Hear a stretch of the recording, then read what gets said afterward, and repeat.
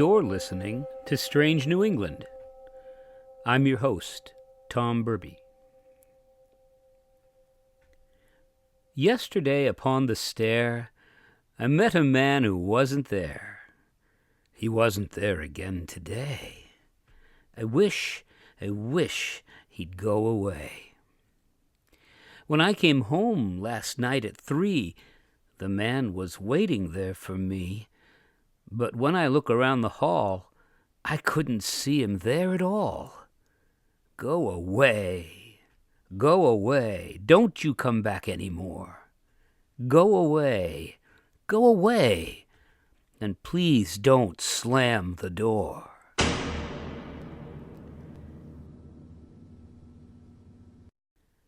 Last night, I saw upon the stair a little man who wasn't there. He wasn't there again today. Oh, how I wish he'd go away.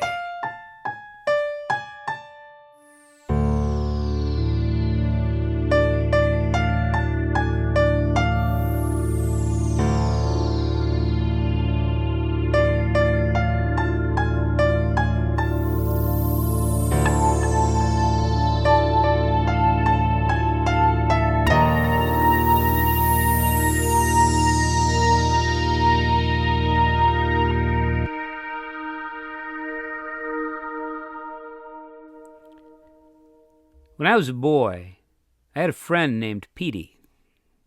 He went everywhere with me, and I spent long hours in his company. We made forts, we played army men, constructed bows and arrows out of twigs and strings.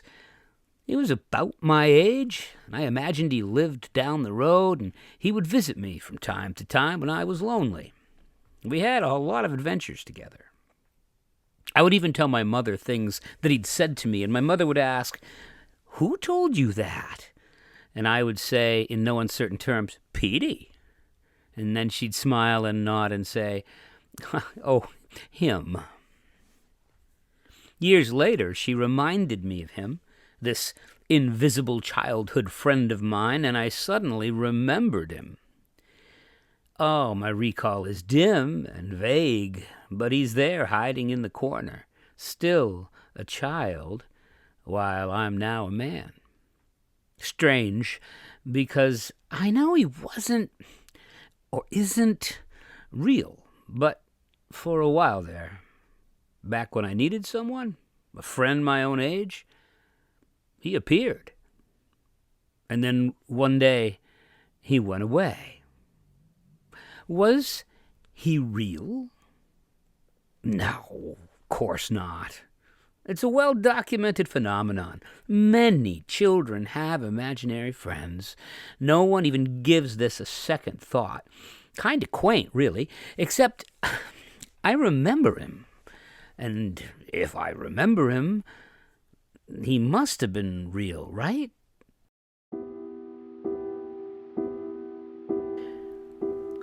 There are instances of people, grown adults, who in times of great trial and adversity report that someone has appeared in the hour of their most dire need. Over the centuries, people have often described others who might not really be there, whose existence defied logic, and yet there they were. They seemed to appear just when they're needed. When you're all alone and in dire straits, they offered their guidance, they give advice, even pull you out of the ditch, and then, as inexplicably, they disappear. Guardian angels? Friendly ghosts? A manifestation of the unconscious mind? Many people claim to have had such a visitation from such a person who, upon reflection, they realize probably couldn't have been there. And people who have experienced them report a variety of experiences, from interacting with these people and having conversations with them, to simply knowing that there was someone else nearby and that they were ready to help. If you wanted to categorize these people who shouldn't be there but are, you might include the concept of a ghost. I don't mean the kind of ghost that lingers transparently and emits a faint white glow in the darkness, but some people claim to have met someone, had conversations and interactions with them, only to later discover that the person they were speaking of was no longer among the living, and that their encounter was paranormal. You used to hear these tales only from people who trusted you, from people who knew you wouldn't make light of their experience. Today, internet sites like Reddit offer safe places for people to share their stories, which almost always occur to one individual alone. Here's a prime example from the Ghosts Reddit user group. It's called Hard to Explain. Have I spoken to a ghost? I used to work as an ambulance dispatcher and regularly dealt with some grim jobs. Rarely spoke to patients except to get their location or gain access when crews couldn't locate. And one night we had an elderly woman who was uninjured on the floor, and it took us a couple of hours to get a crew to her. She was phoned on 2 or 3 occasions by a clinician to ensure she wasn't worsening. She had her phone with her on the floor and answered it each time, and was reported as in good spirits. The notes said she kept apologizing, said she felt silly. She didn't want to make a fuss, bless her. Our crew got to her front door and predictably couldn't get in, but there was a key safe. I called the patient, and she answered. She was alert and sounded tired, but very much with it.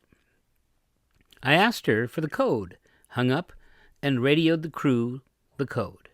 They were in and beside her within a minute, and they immediately radioed back to say the patient was dead and was stone cold, as though she had been dead for some time. It freaked me out, and I rationalized at the time that an old lady on the floor would likely be quite cold anyway, and she may have just died in the minute between speaking to her and the crew getting in. However, I related this to the crew in the belief that if she had only died that recently, CPR should be started and could be effective. They, being the licensed healthcare professionals on scene, decided against this, but did hook up the ECG and found no trace on her at all. I even went through my due diligence to confirm we were at the right address, correct job details, patient names, and everything matched. I called the phone number I spoke to the patient on, and the crew confirmed it was on the dead lady. It's always sat oddly with me because even if I didn't speak to an old lady from beyond the pale, I at least heard her last words, and we might have saved her life being there earlier.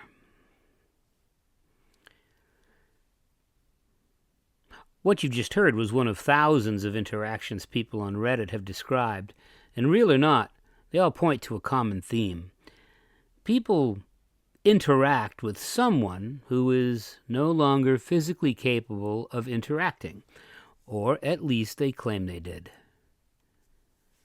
There's another kind of ghost who can appear when needed, though. Sometimes, when the life of a person is in extreme danger, someone appears who assists and helps. One of the most interesting historical examples of this kind of helper is from Joshua Slocum's account of the first solo circumnavigation of the globe in his sloop, the Spray. His journey took 3 years and covered 46,000 miles, each one of them alone. Well, almost. In his book, he writes about being sick with food poisoning after a stay at the Azores. He writes, "The wind, which was already a smart breeze, was increasing somewhat with a heavy sky to the southwest. Reefs had been turned out, and I must turn them in again somehow, and between cramps I got the mainsail down, hauled out the earrings as best I could, and tied away point by point in the double reef. There being sea room, I should, in strict prudence, have made all snug and gone down at once to my cabin. I am a careful man at sea, but this night, in the coming storm, I swayed up my sails, which, reefed though they were were still too much in such heavy weather, and I saw to it that the sheets were securely belayed. In a word, I should have laid to, but did not. I gave her the double-reefed mainsail and whole jib instead, and set her on her course. And then I went below, and threw myself upon the cabin floor in great pain. How long I lay there I could not tell, for I became delirious. When I came to, as I thought, from my swoon, I realized that the sloop was plunging into a heavy sea, and looking out of the companionway, to my amazement, I saw a tall man at the helm. His rigid hand grasping the spokes of the wheel held them as in a vice. One may imagine my astonishment. His rig was that of a foreign sailor, and the large red cap he wore was cock-billed over his left ear, and was all set off with shaggy black whiskers. He would have been taken for a pirate in any part of the world. While I gazed upon his threatening aspect, I forgot the storm, and wondered if he'd come to cut my throat. And this he seemed to divine. "Signor," he said, doffing his cap, "I have come to do you no harm." And a smile, the faintest in the world, but still a smile, played on his face, which seemed not unkind when he spoke. "I have come to do you no harm. I have sailed free," he said, "but was never worse than a contrabandista. I am one of Columbus's crew," he continued. "I am the pilot of the Pinta, come to aid you. Lie quiet, Senor Captain," he added, "and I will guide your ship tonight. You have a calentura, but you will be all right tomorrow." I thought what a very devil he was to carry sail. Again, as if he read my mind, he exclaimed, "Yonder is the Pinta ahead. We must overtake her. Give her sail, give her sail. Vel, muy vel." Biting off a large quid of black twist, he said, "You did wrong, Captain, to mix cheese with plums. White cheese is never safe, unless you know from whence it comes." Having passed out from his pains, Slocum slept, while the Spray continued on without a living man at the tiller for 48 hours.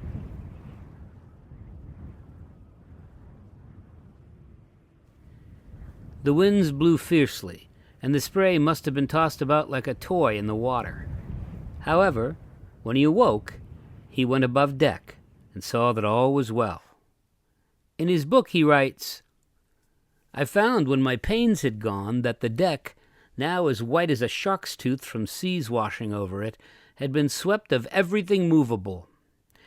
To my astonishment, I saw now at broad day that the Spray was still heading as I had left her, and was going like a racehorse.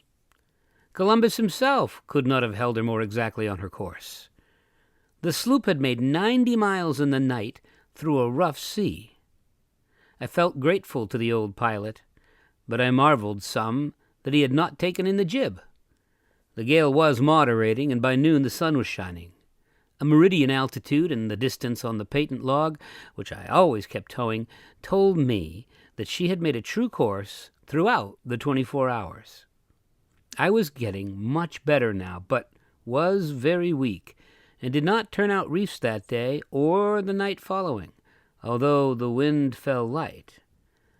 But I just put my wet clothes out in the sun when it was shining, and lying down there myself, fell asleep. And then who should visit me again but my old friend of the night before, this time, of course, in a dream. "You did well last night to take at my advice," said he, "and if you would, I should like to be with you often on the voyage, for the love of adventure alone." Finishing what he had come to say, he again doffed his cap and disappeared as mysteriously as he came, returning, I suppose, to the Phantom Pinta. I awoke much refreshed, and with the feeling that I had been in the presence of a friend and a seaman of vast experience. I gathered up my clothes, which by this time were dry, and then by inspiration I threw overboard all the plums in the vessel. Many people over the years indicate that Slocum knew he made up this character as a way to deal with a desperate situation. Before his sickness, he'd been reading a biography of Columbus. It's no stretch of the imagination to think that he might have simply imagined the whole thing. In his writing, he treats the incident humorously, as a way to deal with the real danger that might have been his last night on Earth. However, it is interesting to note that when he meets the ghost again, he makes sure to explain that this time, of course, he meets him in a dream. Why write that? Perhaps Slocum felt a need to share his experience with the world in his book because he felt a real sense of gratitude for real help received when no real help was actually available. In a similar incident in 1954, 2 deserters from the French Foreign Legion jumped ship and found themselves adrift on a small raft in the Strait of Malacca. Being a busy shipping lane, they'd supposed they would be rescued within hours by a commercial vessel, but that did not happen. The currents took them into the Indian Ocean, without food or water, pursued by sharks and the capricious nature of the waters and waves. During the 32-day ordeal, one of the men died, but the other, a Finn named Enzio Tira, managed to stay alive. He later wrote, "For the whole voyage, I'd had the strange feeling that someone else was with me, watching over me, keeping me safe from harm." He does not describe the person, has no conversations with the person. He simply indicates that he wasn't truly alone at a time when he desperately needed someone. Again and again, solo sailors encounter these strange companions at sea who did not originally set out on their voyage with them. A German doctor, Hanne Lindemann, sailed alone across the Atlantic in 1956 and was convinced he was accompanied by an African companion who cheered him on and gave him reassurance. It happened often during his journey. He writes, "Often, as I awoke, I looked for my companion, not realizing at once that there was nobody else with me." Some of these visitations at sea occur with survivors of shipwrecks or sinkings. During World War II, 12 merchant marines, whose ship, the Lulworth Hill, had been torpedoed by an Italian submarine, drifted on the Atlantic for 50 days. 2 people survived the 50-day ordeal, shipwright Kenneth Cook and able-bodied seaman Colin Armitage. Cook wrote a book about his experience.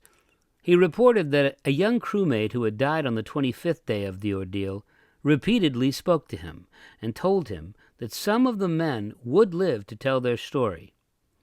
Cook contemplated throwing himself overboard to end his suffering, but the voice of his crewmate stopped him. He lived to tell their story. There is a name for this phenomenon.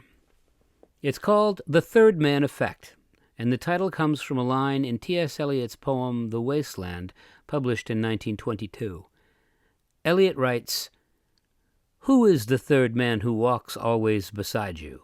When I count, there are only you and I together, but when I look ahead up the white road, there is always another one walking beside you, gliding wrapped in a brown mantle, hooded I do not know whether a man or a woman, but who is that on the other side of you?" Eliot claimed he was inspired by a story told by British polar explorer Sir Ernest Shackleton. In 1916, Shackleton was traversing South Georgia Island in the South Atlantic with 2 other men. They had traveled through some of the most violent weather and angry seas on Earth in a small boat called the James Caird.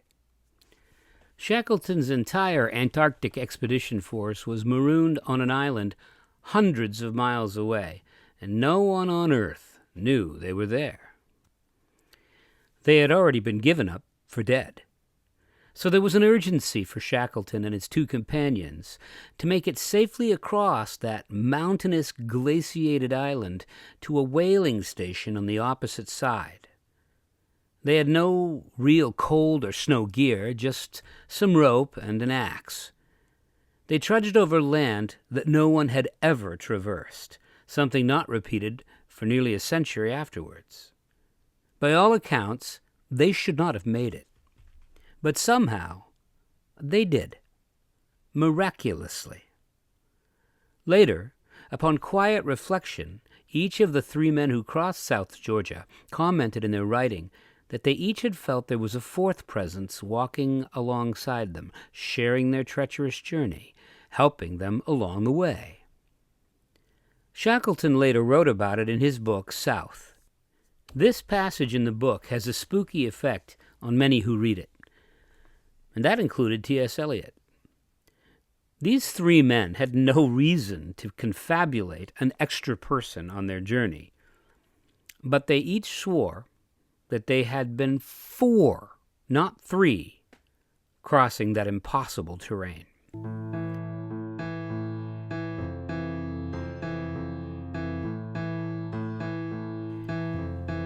Again and again, people in dire straits have discussed this same effect, this shadow companion. They often do not describe seeing this other person, only feeling their presence. Pilots experiencing health emergencies in midair have described a calming influence who helped them make their way to a safe landing.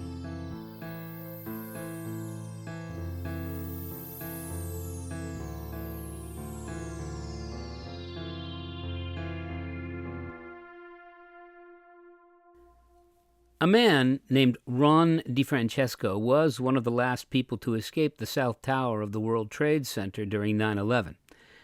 And he describes being trapped in the smoke and fire, only to have a presence appear, urging him to get up and follow him through the darkness to safety.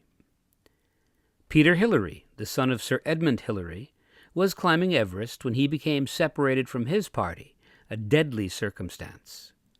A companion was perceived nearby and gave him words of encouragement to keep going, to push through exhaustion and fear, all the way to safety.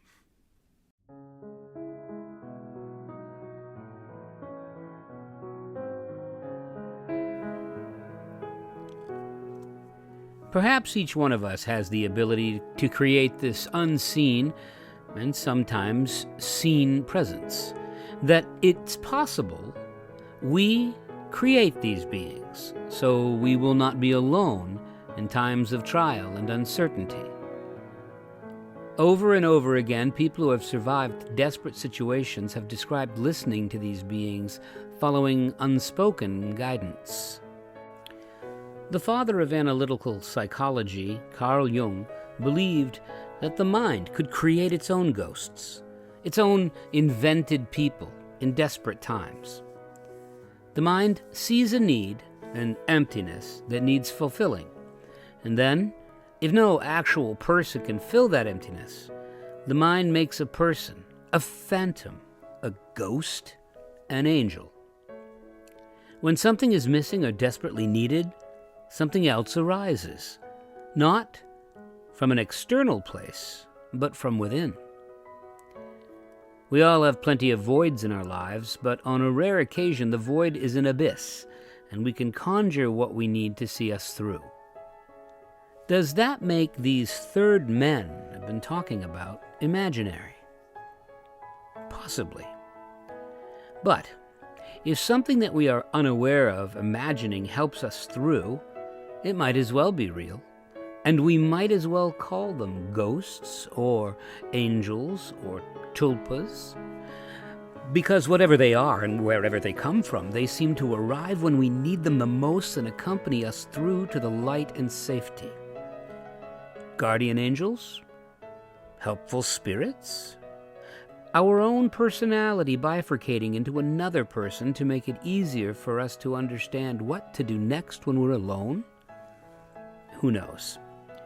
But one thing is for certain, dear listener. If you find yourself in an impossible situation and a strange, calming presence makes itself known, know that it is there to help you, and you would be wise to follow its advice.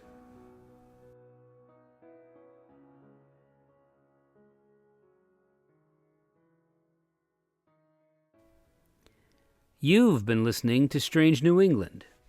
Theme music written and performed by Jim Burby. Incidental music by MyU, that's MYUU. Check him out on SoundCloud and YouTube. Audio engineering by Jim Burby. Text copyright 2025 by Thomas Burby.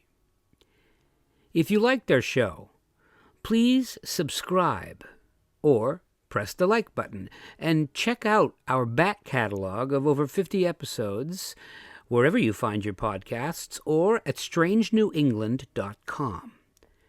We hope you enjoyed our little sojourn into the darkness of strange New England. Until next time.